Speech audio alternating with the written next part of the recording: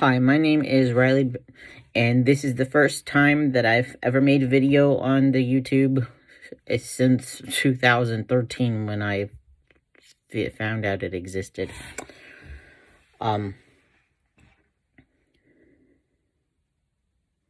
This is something I wanted to talk about for a long time. A lot of people make videos about autistic people and what not to say to them, but they always fail to forget to say this one thing that's really important. A lot of people with autism also have characteristics of social pragmatic communication disorder. And if they don't just have characteristics of it, they might as well have it as well. So what I mean by that is they might have some of the characteristics, or they might have all of it. Of social pragmatic communication disorder. And social pragmatic communication disorder is a disorder which is kind of like having dyslexia, but with your speech, with your mouth, retaining information from other people talking to you. A lot of people always tell me, you need to try harder. You need to try harder to understand what I'm saying. But I am trying. I'm trying so hard. I'm trying so hard to understand what you're saying. And I just want everybody to understand that when you have this complication in your brain, it can be debilitating. It makes you run out of energy. Because when a mom says, my daughter has a running nose and I didn't want anyone to catch it, an autistic person with social pragmatic communication characteristics or the disorder itself might understand it as, your daughter's nose is running away. There's no way you're going to catch it. And the correct phrasing should have been, my daughter has a runny nose. I don't want you to catch her cold. That's a whole different meaning. Do you see where I'm coming? So when I'm talking about autism, a lot of things come with rigid thinking or what you would call black and white thinking. And yeah, it's a thing. It's a thing because if many of us don't have step-by-step instructions, when we receive a text message or an email or any form of written communication, there is a very, very large chance that we will misinterpret it from it to mean something else that has nothing to do with the subject that you're talking about. And I guess you could call them metaphors. Metaphors are really difficult for me. Oh my gosh, I hate them. Like when people told me, put yourself in someone else's shoes, and I'm thinking in my head, I don't want to put my feet in someone's stinky ass smelling shoes. You know, like, why would I do that? I'm not thinking to pretend that I have somebody else's life for a moment. I'm thinking in literal terms. Well, over time, when you grow up with this condition or disability or whatever you want to call it, I particularly like it to be called differently abled. That you must make sure that you speak to them, not at them, and try not to devalue anything that they say or talk rudely. Don't get mad if they don't grasp what you're saying the first time or the second time or the third time. Sometimes picture charts are easier for a person who has these differences to grasp a little better. And you already can tell that with my speech patterns, my English is not perfect, and I'm trying really hard to make this video as clear and precise as I can. But I'm 34 now. Imagine a kid having to go through that. And imagine parents spanking their kids or putting them on timeouts and then not expect them to be flapping their hands or rocking back and forth or having tantrums or anything like that. Like, come on, use your brain, people.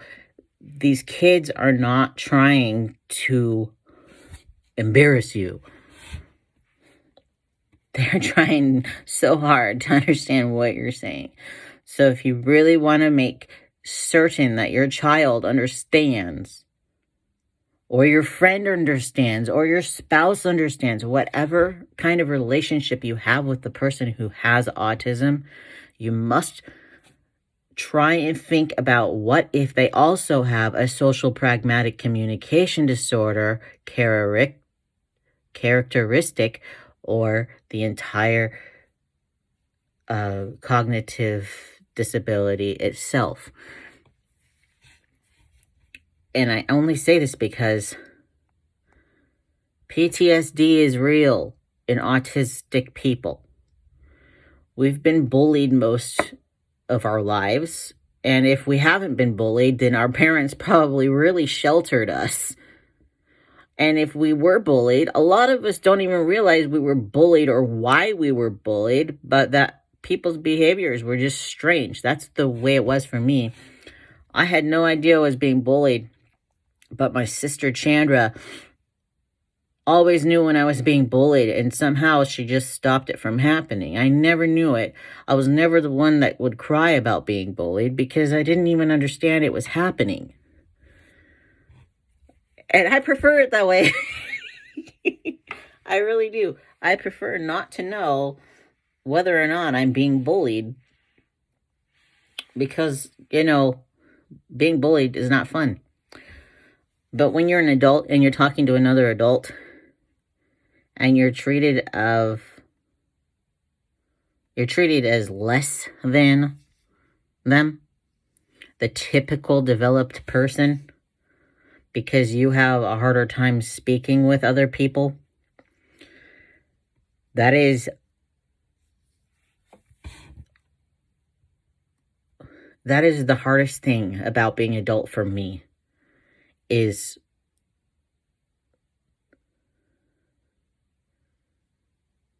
I feel so much pain from this. And I'm crying right now, and I don't really do that. I feel so much pain from people telling me that I'm not doing a good job of listening because I can't understand what they're saying. Making a simple payment transaction on the internet is really difficult for me unless they are precise instructions. Going to the movie theater and buying a ticket can be really challenging for me because I'll stumble on the thought that I'm having. I'll forget that I wanted to see a specific movie, and then I'll have to wait 2 or 3 minutes before it comes back, and I'll have to look. And I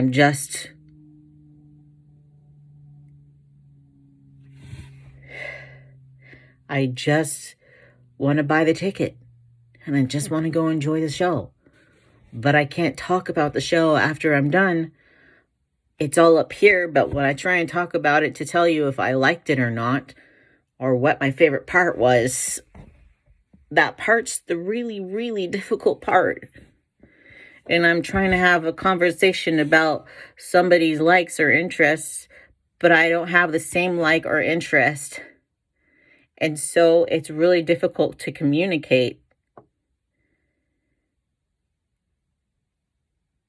my thoughts and my feelings towards somebody else's interest because it's, A, I don't want to interrupt them, and B, what if I say something that they might not like? it's so difficult.